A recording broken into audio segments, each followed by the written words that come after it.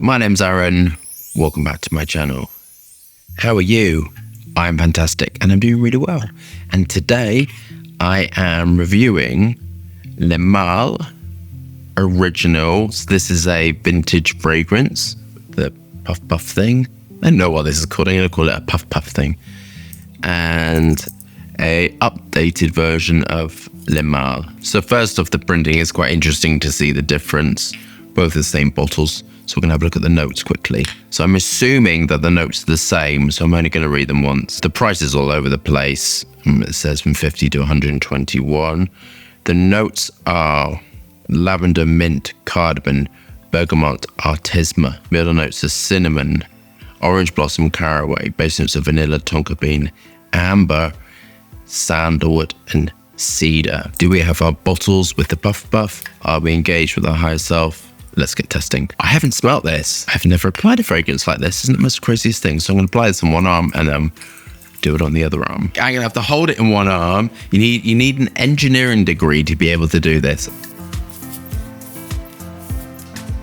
Okay.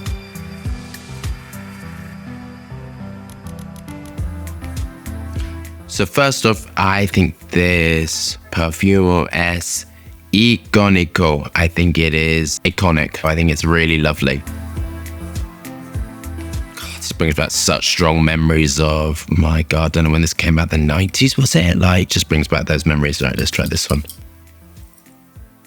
Obviously, the vintage fragrance is going to be altered over time.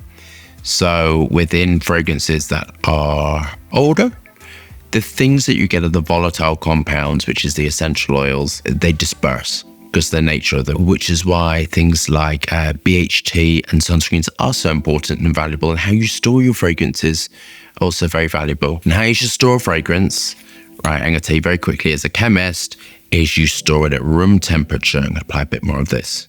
So you store it at room temperature, and that's not a hot temperature, and out of sunlight. Those two, temperature and sunlight, will destroy the volatile organic compounds within a fragrance and can cause things to react and can cause it to change. So you want to keep it at cool room temperature and sort of in nice ambient conditions. If you keep it in the bathroom or on a windowsill, don't think the amount of anything's going to help save a fragrance at that point. So we are going to get a difference in this because we are talking, quite a few years.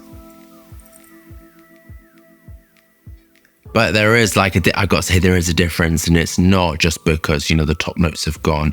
So the basis of this and why it works is because it's just a really, really lovely barbershop style fragrance, which is your bergamot, your artisma. Those two work really well together. I've been working on something using those two. I love it. They smell really gorgeous together with other combinations of things. Really lovely. I've got really good artisma. Mugwort, and it's called something else.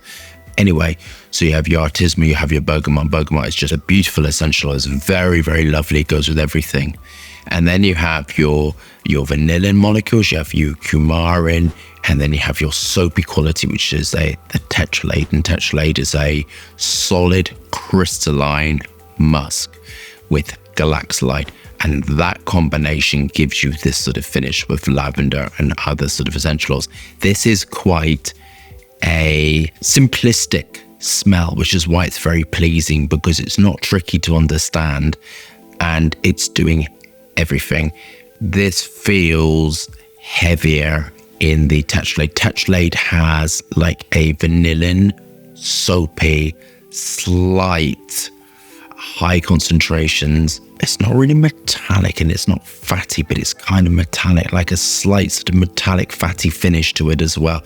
In my opinion, of course, that's what I kind of think. And when you have your musk accord and when you apply different musk to it, you kind of get different finishes. It kind of gives you a very soapy metallic finish. That combined with the vanillin and coumarin gives you shaving soap sort of finish. And the galaxolide gives you the cleanliness with it. The more up-to-date version does smell more fresh, more lift, more vibrancy to it, more volume. But the original, it's very lovely. It's got like a woody aspect to it, woody, vanilla-y aspect to it. The original, I'm going to call it the original, has more strength and depth to it. But then maybe because the top notes are dried off, but it does smell slightly more dense. And like, to me, that's much, much more appealing because as you heat up, it's going to radiate off. And I love fragrances like that.